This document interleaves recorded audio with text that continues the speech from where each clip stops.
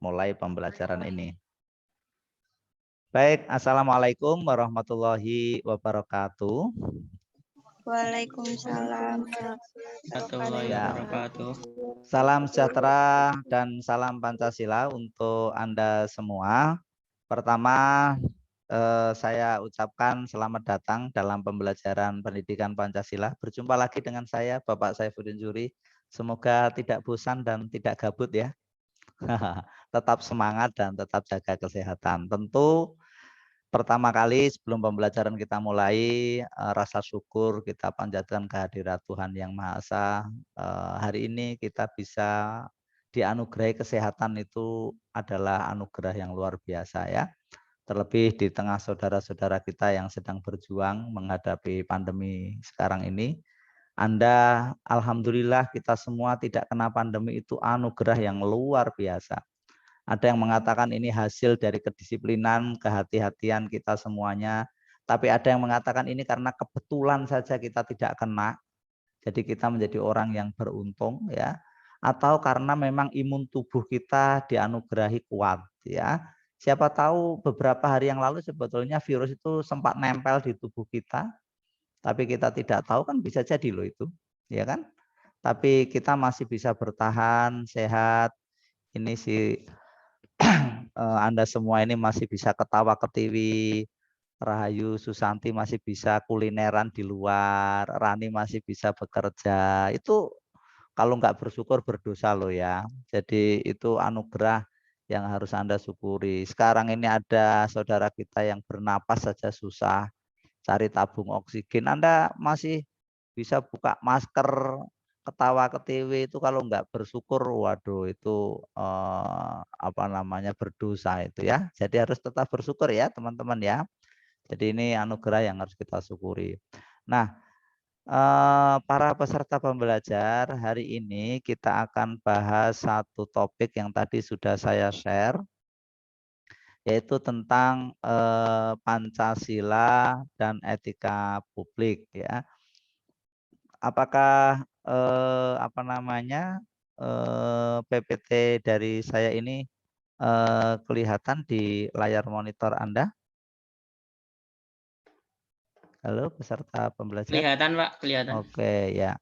Nah, topik hari ini adalah mengenai Pancasila dan etika publik ya. Mungkin saya beri pendahuluan dulu bahwa saya kira di sepanjang pertemuan kita sudah bahas banyak topik. Yang intinya begini, kita sama-sama sepakat baik dari aspek historis, sosiologis, politis ya. Kita akhirnya sepakat bahwa Pancasila lah sebagai pandangan hidup, falsafah, perjanjian luhur, jati diri, ideologi, dasar negara, yaitu Indonesia ya. Jadi ini sudah tidak perlu kita bahas lagi dan kita perdebatkan. Nah, itu berarti kalau kita bicara soal etika publik, ya apa itu etika publik nanti saya jelaskan. Intinya adalah kalau kalau kita sudah sepakat sedemikian rupa, maka etika publik di Indonesia tidak lain adalah Pancasila gitu. Jadi tata nilai, parameter tentang perilaku baik dan buruk, ya apa yang sebaiknya dilakukan, mana yang tidak boleh dilakukan, mestinya merujuk pada sila-sila dalam Pancasila. Nah, ini adalah hal yang sudah lazim, sudah niscaya sebagai bangsa Indonesia yang meletakkan Pancasila sebagai falsafah ya. Maka cara kita berperilaku di dalam hubungan-hubungan sosial, di ruang-ruang terbuka, di fasilitas umum ya, berhubungan dengan orang lain, nah, apalagi dalam konteks kehidupan berbangsa dan bernegara, maka Pancasila sebagai referensi nilainya begitu. Jadi itu yang dijadikan parameter untuk menghakimi apakah sebuah perbuatan itu baik atau buruk, itu ya Pancasila. Nah, tapi begini bro, kita harus tidak menutup mata ya, apalagi kalau sudah kita bahas bahwa Pancasila itu adalah ideologi terbuka, bukan ideologi tertutup. Itu artinya apa? Bahwa Pancasila itu pasti harus ada dalam proses-proses perubahan ya. Nah, dan kita tahu bahwa dalam kehidupan berbangsa dan bernegara, semenjak kita merdeka sampai hari ini tuh banyak sekali perubahan.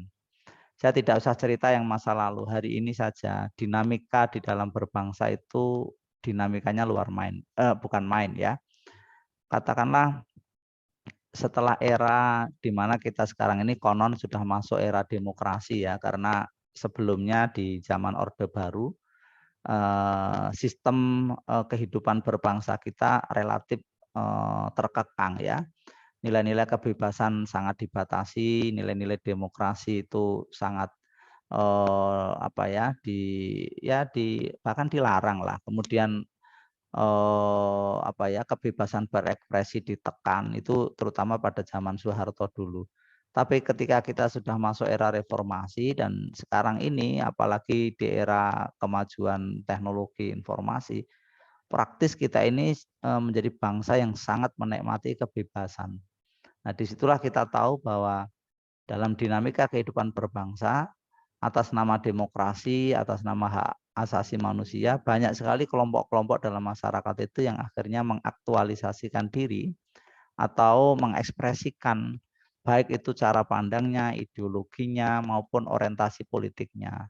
Nah, disinilah kemudian kalau kita lihat dalam fenomena kekinian, ada beberapa kelompok yang mengusulkan tentang khilafah, atau syariat Islam, atau nilai-nilai yang diusung dari liberalisme ya, hedonisme, kemudian pop culture, ya, kemudian materialisme dan lain sebagainya yang sebetulnya itu ya tidak berkesesuaian dengan nilai-nilai Pancasila yang sudah kita sepakati bersama. Nah, ini saya kira sebuah tantangan ya. Makanya ada pertanyaan yang saya ajukan, bagaimana Pancasila dalam menghadapi atau menguatnya berbagai kelompok yang menuntut adanya apa ya rujukan-rujukan keyakinan ya terutama agama kali ya sebagai sumber nilai. Ini kan menjadi benturan dengan Pancasila karena tidak selalu yang diusung agama tertentu itu berkesesuaian juga, itu ada titik-titik singgungnya di situ. Apalagi dengan agama yang tidak sejenis gitu, pasti memunculkan problem dalam ruang publik. Itu pertama. Kedua, bagaimana etika publik Pancasila menjawab tantangan perubahan zaman sebagai akibat dari semakin masifnya globalisasi, kemajuan ilmu pengetahuan dan teknologi. Nah, kita tahu bahwa apa yang baik dan buruk sekarang ini, terutama pada era kemajuan teknologi informasi ya, parameter baik, buruk, indah, tidak indah, sopan atau tidak sopan itu kan parameternya sekarang berubah ya. Sekarang ini teknologi informasi sedemikian masif ya, sangat intens dalam proses-proses interaksi sosial kita dalam sistem hidup kita, sehingga itu menggeser atau setidaknya merubah lah keyakinan-keyakinan kita, konsep-konsep etik kita itu digugat ya, diguncang-guncang oleh kemajuan-kemajuan itu. Sehingga yang dulu dianggap sopan ya sekarang itu dianggap biasa saja. Dulu dianggap tidak santun ya sekarang dianggap lumrah ya. Dulu pakaian tertentu itu dianggap kok gitu sih gitu. Sekarang loh itu justru trendy gitu. Makanan yang dulu itu kan bukan makanan kita, itu enggak enak, enggak sehat, tapi sekarang jadi tren itu ya. Belum lama ini banyak anak-anak milenial yang tergila-gila dan keranjingan antri berjam-jam dengan BTS meal contohnya. Sebuah makanan junk food yang sebetulnya secara kultural itu agak aneh gitu. Orang Indonesia makan makanan kering yang digoreng cepat tanpa sayur, tetapi itu apa boleh buat karena menjadi trendsetter dalam cara gaya hidup makan, maka itu kita gilai bersama-sama dan menjadi simbol dari apa ya, simbol dari kemajuan, simbol dari prestis gitu. Nah, ini kan sebuah benturan-benturan nilai yang kita alami hari ini. Nah, kembali kepada etika Pancasila tadi, sejauh mana Pancasila bisa menjawab tantangan tersebut. Nah, ini kan berat kan bro ya. Nah, agak berbeda contohnya kalau katakanlah agama. Kalau agama itu menghadapi tantangan zaman tuh lugas dia. Kalau tidak sesuai dengan nggak ada dalilnya, ini nggak ada dalam aturan, itu haram. Selesai. Walaupun agama sendiri sebetulnya kalau ditanya solusinya juga nggak gitu juga solusinya gitu. Tapi biasanya agama itu kadang resisten terhadap kemajuan-kemajuan, apalagi yang dipandang itu hedonis, menjauhkan dari kedekatan sama Tuhan dan lain sebagainya, itu biasanya dilawan ya atau resisten. Tapi kalau Pancasila kan ini ideologi terbuka ya, sehingga bukan sekedar menolak kalau tidak sesuai dengan jati diri dan identitas kita, tetapi harus carikan solusi. Karena kita tidak mungkin mengelak dari perubahan zaman ya, apalagi bangsa kita ini adalah bangsa yang terbuka seperti itu.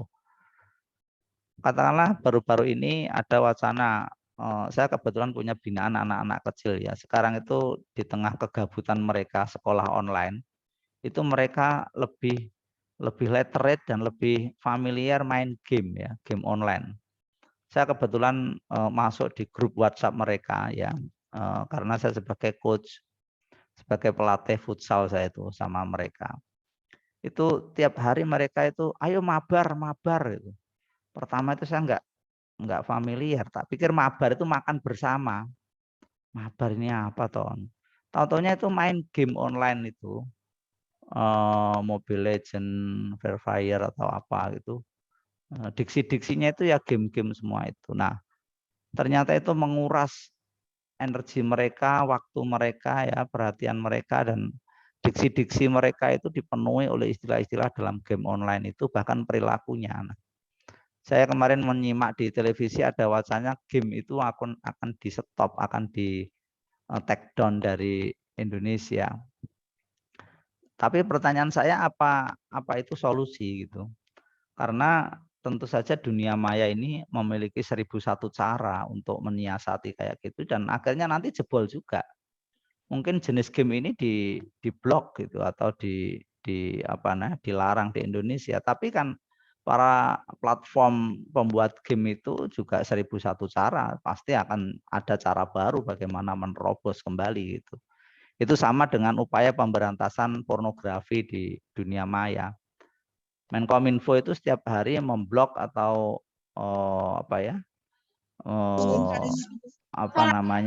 ya, halo, ya, situs-situs porno. Tapi apa itu juga efektif gitu? Karena situs-situs porno itu juga 1001 cara untuk berkamuflase, membuat home baru, web baru dan lain sebagainya, dan kita akan kelelahan seperti itu. Nah, itulah mengapa perlu adanya pemikiran mendasar. Kira-kira menghadapi situasi semacam ini bagaimana?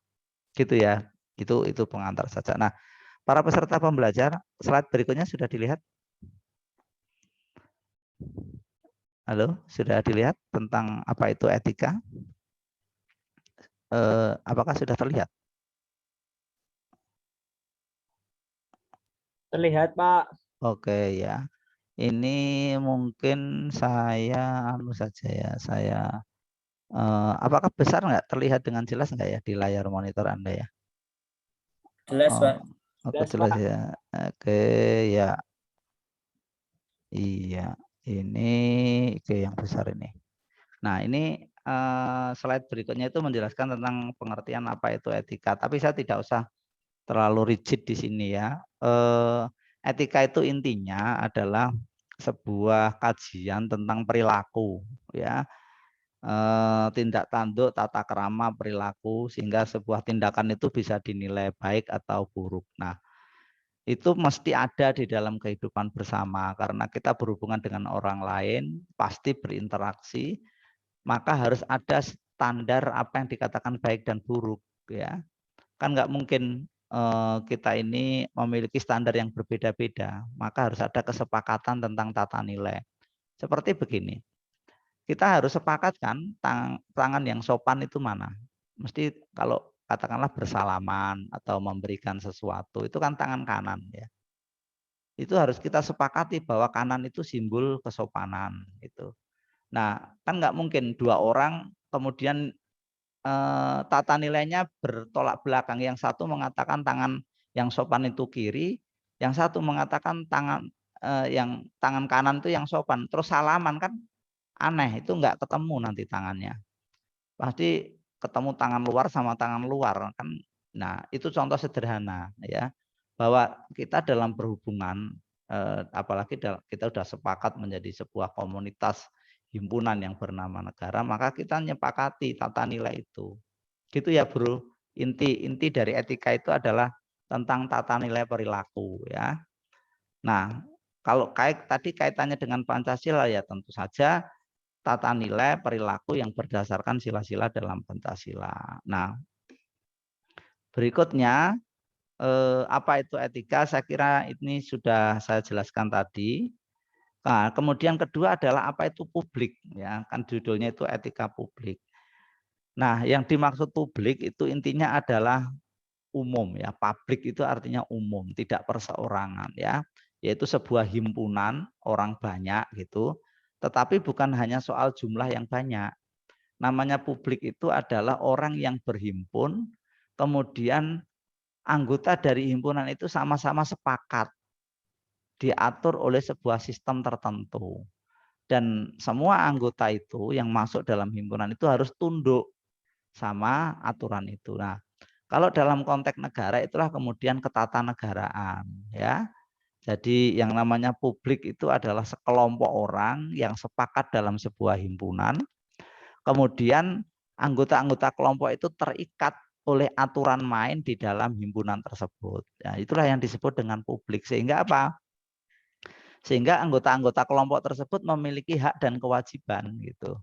Di situ ada kewajiban-kewajiban yang harus dilaksanakan ya, yang harus dipenuhi, sekaligus dari pelaksanaan kewajiban itulah kemudian ada hak ya. Seperti Anda menaati peraturan lalu lintas, maka Anda punya hak apa? Hak selamat ya. Jadi Anda membayar pajak contohnya. Maka Anda punya hak apa? Anda punya hak untuk menikmati fasilitas publik, untuk berhak mendapatkan pelayanan publik ya. Karena Anda sudah membayar pajak ya. Seperti penjual dan pembeli, ketika uang sudah Anda serahkan, maka Anda berhak mendapatkan barang yang Anda beli itu. Nah, disitulah pengertian dari publik. Nah, jadi kalau dirangkai atau dijadikan satu, apa itu arti dari etika publik ya?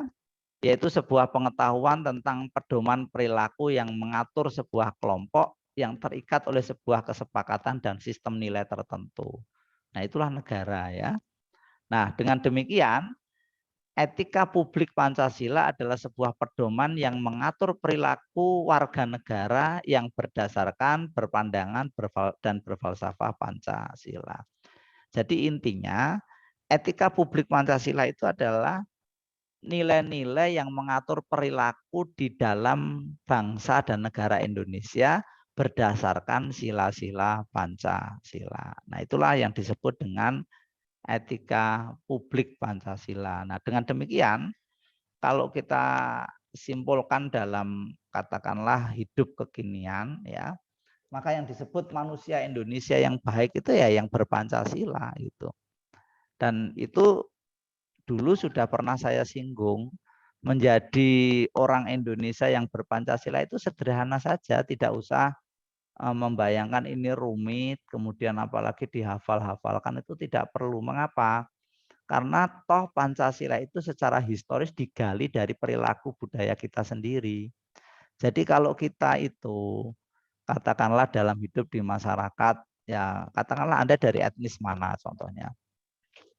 Anda dari etnis mungkin orang Jawa. Di Jawa itu ada nilai-nilai tentang mangan ramangan yang penting kumpul, ada nilai-nilai tentang serawung, ada gotong royong, teko sliro. Kalau Anda hidup bermasyarakat, punya rezeki, ya, punya kebahagiaan tertentu dibagi dengan tetangga, ya itulah Pancasila gitu. Jadi sesederhana itu. Anda dalam hidup punya kewajiban sebagai kepala rumah tangga, sebagai anggota masyarakat, sebagai umat beragama. Anda rajin beribadah sesuai dengan keyakinan Anda. Anda di masyarakat ada adat tentang selamatan, Anda diundang hadir, sebaliknya Anda juga selamatan. Nah, itu berarti Anda menghargai nilai-nilai lokal dan itu adalah sumber galian Pancasila. Maka itulah Pancasila gitu. Jadi jangan membayangkan Pancasila itu baris berbaris, upacara di kecamatan, hormat sang saka merah putih, menghafalkan pasal-pasal Undang-Undang Dasar 45, enggak nggak sesederhana itu, nggak serumit itu, nggak seformal itu. Anda toleran dengan tetangga Anda baik, Anda kerja keras, ya itu sudah Pancasila gitu. Ini ada yang belum saya unmute ya. Seperti apa namanya? Inilah era anak-anak milenial sekarang ini. Anda sekarang bermedia sosial ya. Anda berkomentar dengan rasional menanggapi apa ya, isu-isu di medsos dengan arif bijaksana, ya itu sudah Pancasila itu. Tapi kalau Anda kemakan hoax atau bahkan membuat hoax itu sendiri, ya itu tidak Pancasilais gitu. Karena itu melanggar nilai-nilai tentang ketuhanan, kemanusiaan, keadilan dan lain sebagainya. Jadi berpancasila itu adalah dinamis ya.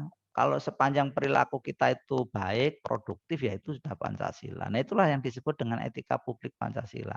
Di jalan raya ya, Anda ketika lampu kuning berhati-hati, ketika merah berhenti, hijau berjalan, ya itu sudah Pancasila. Gitu. Jadi itulah yang disebut dengan etika publik ya, ketika kita berperilaku sesuai dengan kebaikan keutamaan di dalam perilaku sosial. Ya itu namanya etika publik. Nah, para peserta pembelajar, dengan demikian kalau kita simpulkan alangkah mulianya sebetulnya etika publik Pancasila itu. Maka tidak salah kalau ada image ya atau stereotip bahwa bangsa Indonesia itu adalah bangsa yang santun, yang religius, ramah, suka senyum. Ya itu stereotip yang sebetulnya tidak salah gitu. Walaupun nanti di belakang ada bahan diskusi ya terkait dengan hasil. Nah, para peserta pembelajar, ini sekedar konsep saja. Mungkin ini nggak usah saya jelaskan inti secara detail ya, karena saya yakin kalau Anda sudah dapat mata kuliah etika bisnis, Anda sudah pernah belajar ini ya. Teori-teori tentang utilitarisme, deontologi, dan teori keutamaan. Intinya, kalau utilitarisme itu adalah sebuah teori etik yang mengatakan bahwa sebuah perilaku dianggap baik jika memenuhi asas manfaat untuk jumlah yang paling banyak. Jadi asas manfaat dan jumlah terbanyak itulah rumus dari sebuah perbuatan dikatakan baik.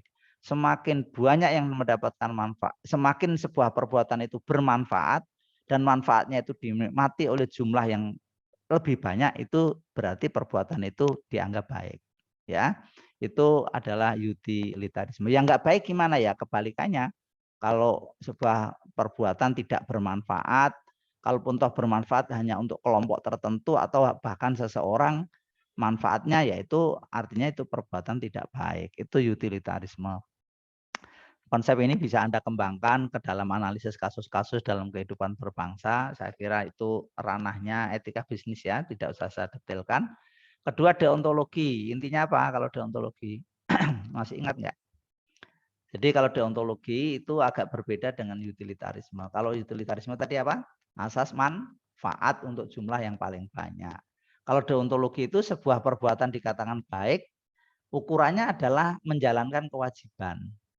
Jadi entah itu bermanfaat atau tidak, manfaatnya untuk berapa orang atau tidak, itu enggak peduli. Yang penting adalah kewajibannya apa gitu. Dalam hidup ini kan ada berbagai kewajiban dari negara, dari agama, dari adat istiadat.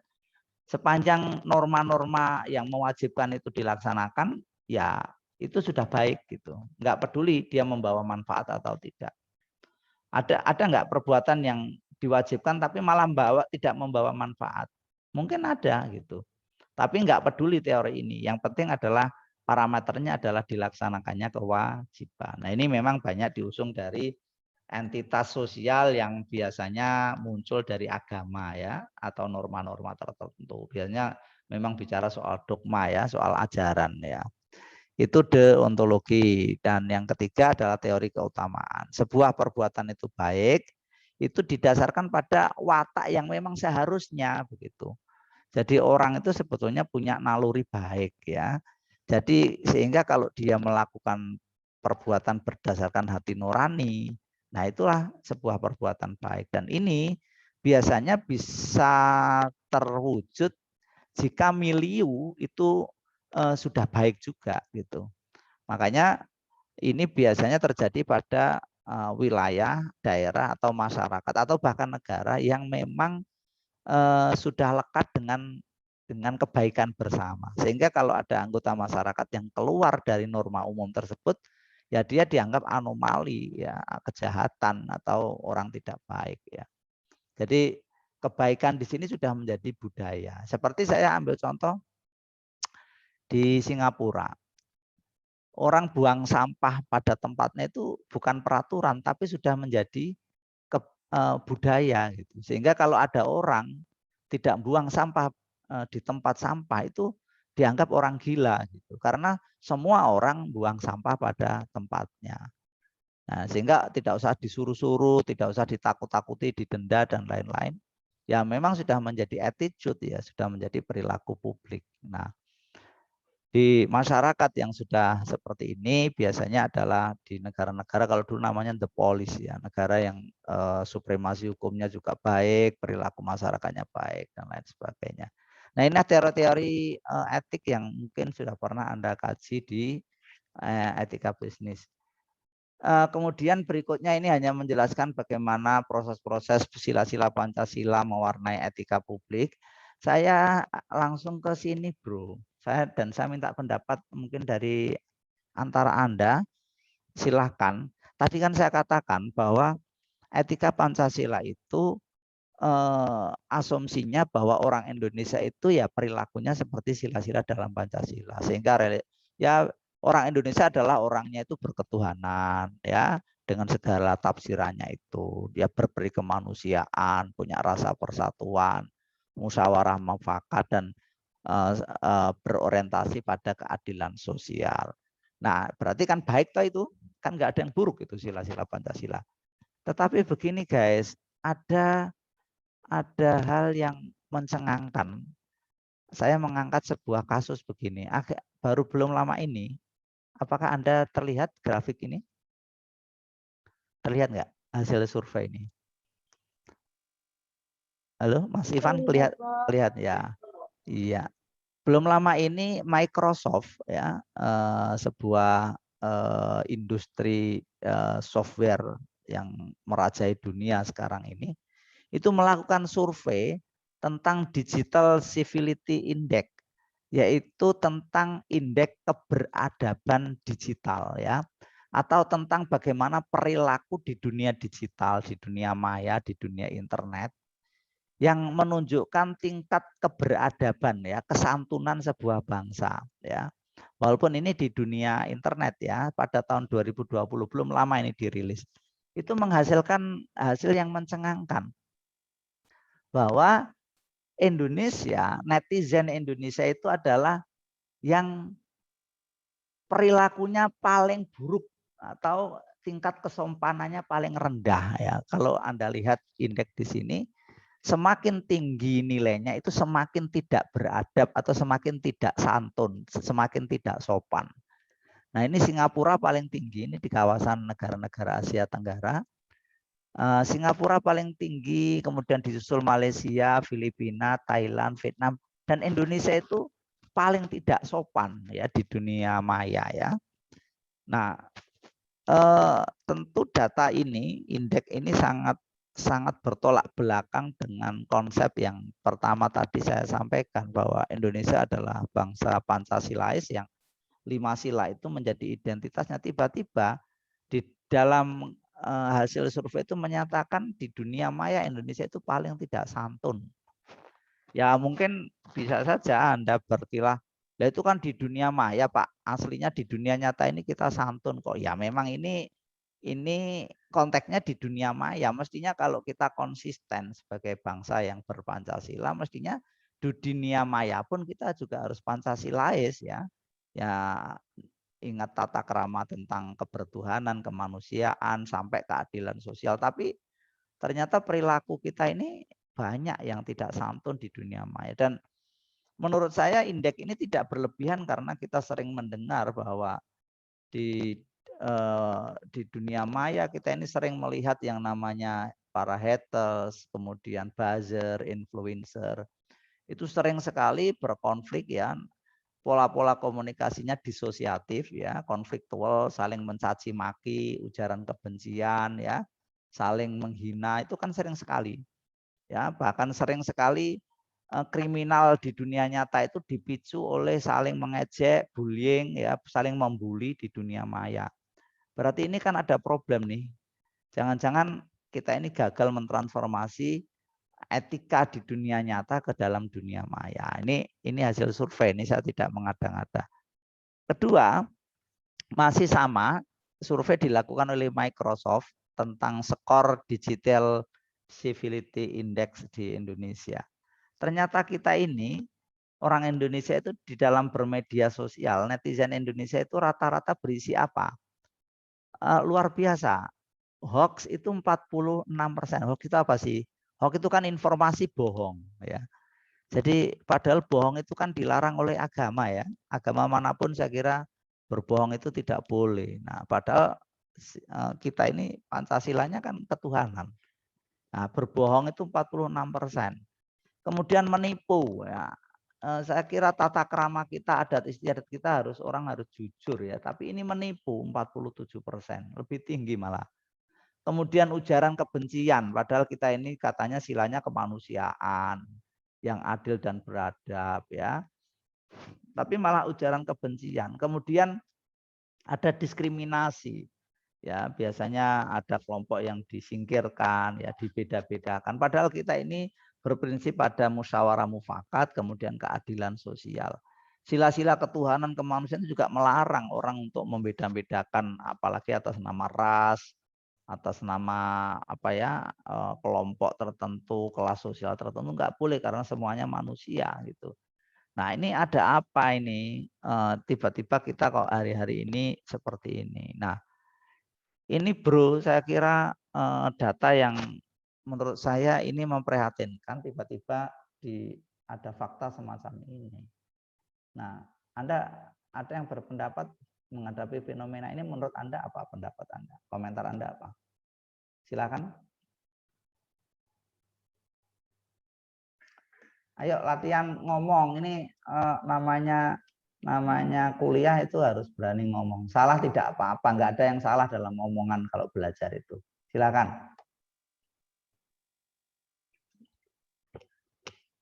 Nah, ini ada Mas Beni. Mas Beni habis sholat asar tadi, ya. Mau berpendapat Mas Beni? Tadi kameranya dilihatin sebentar. Atau Mas Ivan atau Mas Beni, silakan. Kameranya belum kedengar? Kameranya? Masih mungkin volumenya oke. Ya. Ya. Halo, Mas Beni, apakah dicoba suaranya tes? Belum terdengar ya? Para teman-teman sudah mendengar suaranya Mas Beni belum? Halo? Belum, Pak. Belum. Coba Mas Beni, mungkin ada problem di mikrofonnya. Apa ada hambatan teknis? Oke. Kalau sambil menunggu Mas Beni, mungkin yang lain, silakan. Mungkin Rahayu Susanti mau berpendapat, silakan. Gimana yuk?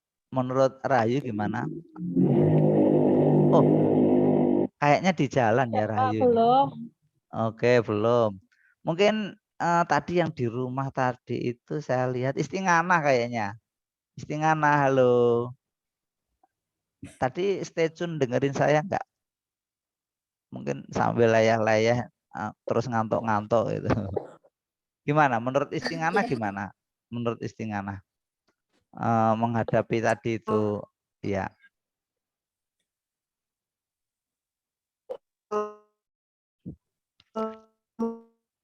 Kayaknya sih sinyalnya juga. Sebentar, Pak. Udah kedengeran nggak? Ya, udah. Sekarang udah. Silakan. Kalau pendapat saya, mungkin kita kalau misal mau berkomentar, harusnya kita sopan santunnya juga dijaga. Soalnya orang yang dikomentari kan juga tidak terima sama komentar kita kalau kita berkomentarnya negatif. Jadi sebaiknya kita sebagai netizen harusnya berkomentar dengan bijak. Oke. Udah itu, Pak. Iya, terima kasih Istingana.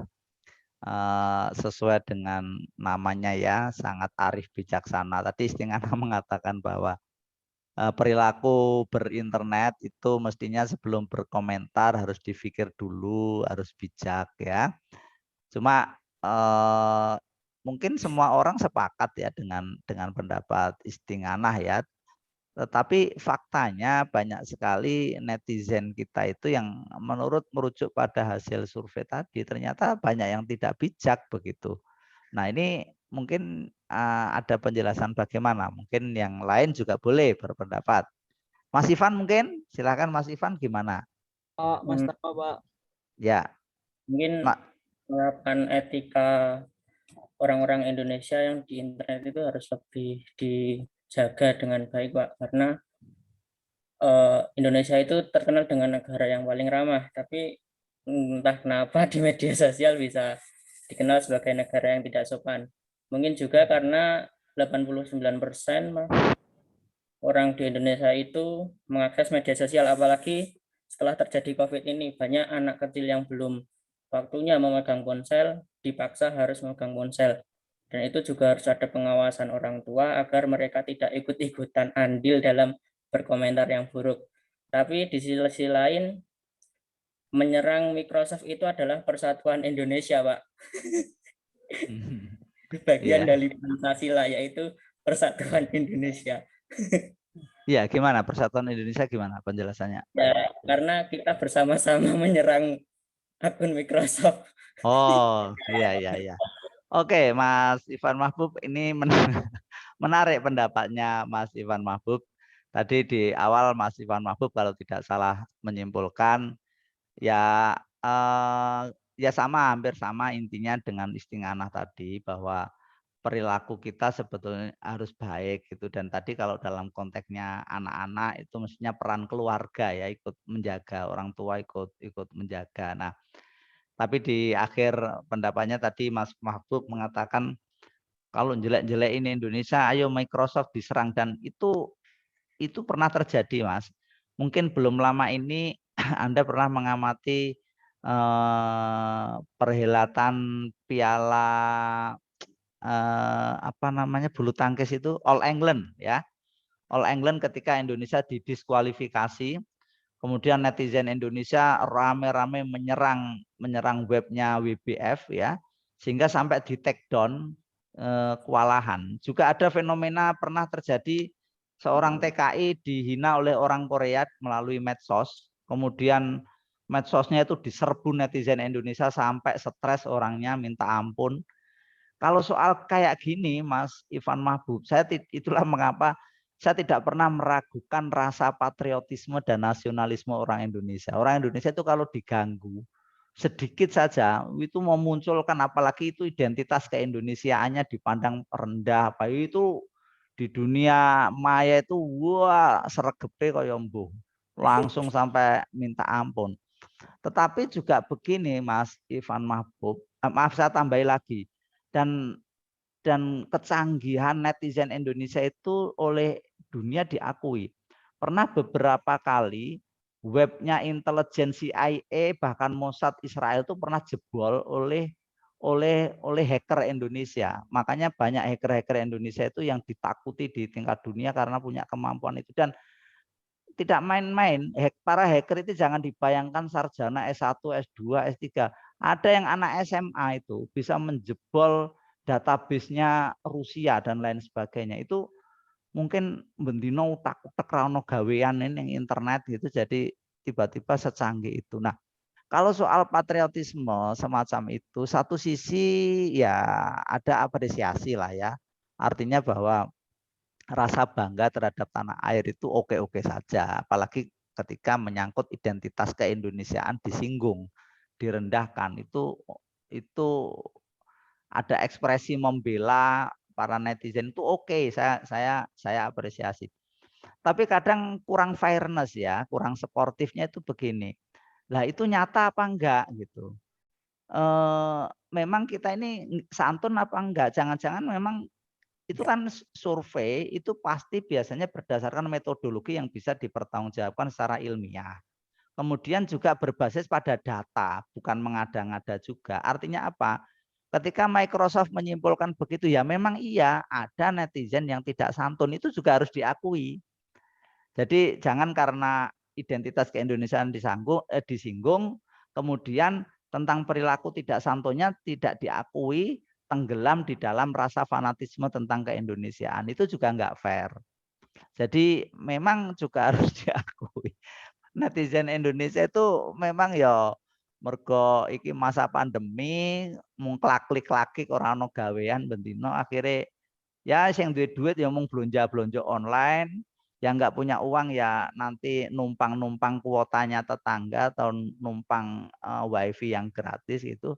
Ya akhirnya mau mabar main game, ngobrol sana sini, saling caci maki, saling saling berkomentar ya, cebong, kampret dan lain sebagainya. Itu akhirnya saling menghujat dan sebagainya. Itu memang harus fakta yang harus diakui juga bahwa perilaku kita di dunia maya itu memang tidak santun. Itu juga harus fakta yang harus diakui. Makanya tadi saya katakan jangan-jangan kita ada pembelahan parameter nilai di dunia nyata dengan di dunia maya itu dua wajah yang berbeda.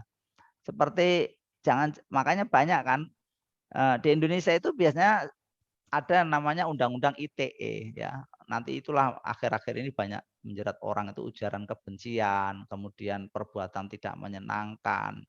Ya, itu banyak dijerat melalui undang-undang ITE. Setelah ketangkep orangnya, itu sebetulnya orang-orang yang santun gitu. Bahkan tidak jarang itu ada yang guru bahkan ya, yang perilaku nyatanya itu ya orangnya sopan, santun, berpendidikan, tapi di dunia maya ternyata ganasnya bukan main ya, sangat sangat kasar dan lain sebagainya. Nah, dengan fakta semacam ini jangan-jangan parameter nilai kita itu mendua itu. Ada dua wajah kita yang berbeda di dunia maya dengan di dunia nyata. Nah, ini kan cukup problem ya, ini jadi masalah.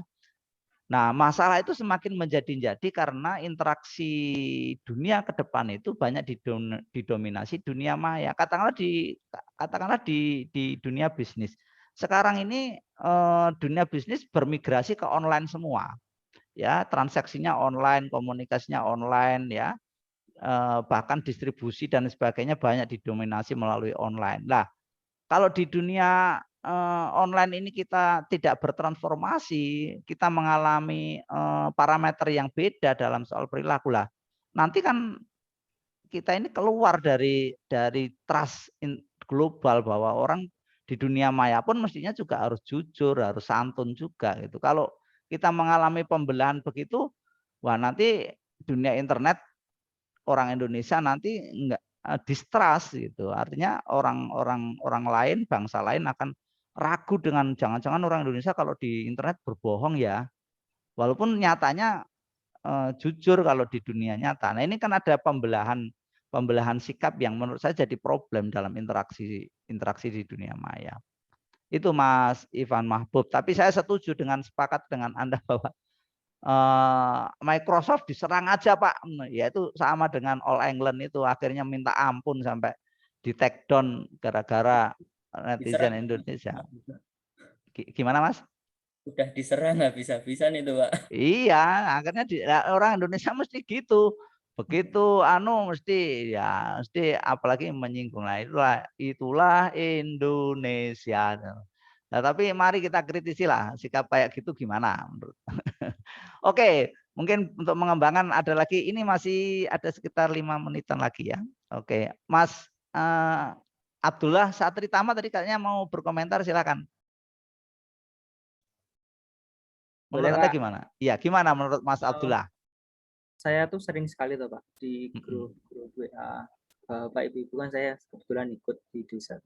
Kadang saya itu malah sering ngonter gitu Pak, ngonter berita-berita yang negatif. Terus saya cek dulu sebenarnya nyari berita itu hoax atau enggak tuh mudah banget sebenarnya di Liputan 6 ada, di Kompas 6 di kompas.com ada, cek fakta juga cek ada fakta, ya. Kalau di Liputan 6 kan istilahnya jelas sumbernya jelas Pak, bisa dipertanggungjawabkan ya. Gampang banget Pak, tapi karena mungkin ya Pak menurut saya karena mereka tuh udah pahitan dulu Pak kalau bahasa Jawanya. Jadi nggak nyaring tuh berita, yang penting berita itu menumbangkan lawannya, udah nggak apa-apa, entah benar atau salah nggak tahu Pak. Itu Yap. Pak biasanya. Yap. Ya, Mas Abdullah Satritama, sangat menarik pendapat Anda. Kebetulan saya 3 hari yang lalu jadi moderator di penelitiannya LIPI tentang hoax, Mas, di hoax di Indonesia atau disinformasi. Memang itu fakta yang terjadi, Mas. Jadi itulah Mas Abdullah Satritama, kalau Anda mengenal istilah apa yang disebut dengan post-truth. Ya. Post-truth itu apa? Post-truth itu adalah perilaku di dunia maya itu tidak mempertimbangkan sebuah fakta itu benar atau salah. Yang penting, betul kata Anda, yang penting bisa untuk menyerang lawan. Jadi kalau apa yang dikatakan lawan, sejujur apapun, sebenar apapun itu dianggap tidak benar. Tapi kalau yang mengatakan itu kelompoknya, walaupun itu hoax sekalipun, itu dianggap sebagai sebuah kebenaran. Dan ini akan ramai-ramai diviralkan, jadi trending topic, kemudian dengan mesin robot, dengan buzzer, dengan influencer itu akan didengungkan terus-menerus. Akhirnya khalayak atau netizen itu terpapar, kemudian terpengaruh dan menganggap itu sebuah kebenaran. Padahal mungkin hoax itu. Nah, inilah yang terjadi dari realitas di dunia maya yang harus kita kritisi, Mas Abdullah Satritama. Dan fenomena semacam itu memang sedang menggejala di dalam perilaku kita di dunia maya. Jadi benar sekali yang Anda katakan, sekarang ini kelompok-kelompok itu tidak penting mana yang benar, mana yang salah. Yang penting adalah informasi itu berasal dari kelompoknya atau tidak. Nah, ini kan menjadikan problem etik gitu. Orang tiba-tiba tidak pernah ada kebenaran yang disepakati. Semua apa yang muncul dari lawan adalah bohong dan semua yang muncul dari teman adalah kebenaran. Ini kan berbahaya dalam interaksi sosial. Jadi inilah tadi yang saya pancing. Gimana ini Pancasila menghadapi fakta semacam ini. Di dunia nyata etika Pancasila itu cukup menghadapi problem besar ketika kita menghadapi dinamika masyarakat yang saya sampaikan tadi ya. Tuntutan demokrasi semakin menguat, kelompok-kelompok juga mengaktualisasikan diri, kemudian perubahan sosial nyata di masyarakat juga beberapa tata nilai itu berubah. Lah tiba-tiba itu belum terselesaikan, kita sekarang menghadapi dunia virtual, dunia digital yang memiliki parameter kebenaran sendiri. Nah, ini semakin diperparah ketika posisi bangsa Indonesia di dalam dunia digital itu konsumen. Nah, kita ini jujur saja, baik hardware maupun software, kita ini konsumen loh. Jarang sekali kita, paling banter kita itu hanya kreator dan user, bukan produsen. Nah, ini yang menjadikan posisi kita itu rentan ya.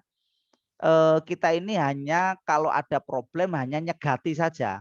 Dan itu sifatnya hanya nanti mengeluarkan fatwa halal haram, mengeluarkan undang-undang boleh tidak boleh, memblokir, mengunfollow dan lain sebagainya, men-take down dan lain sebagainya.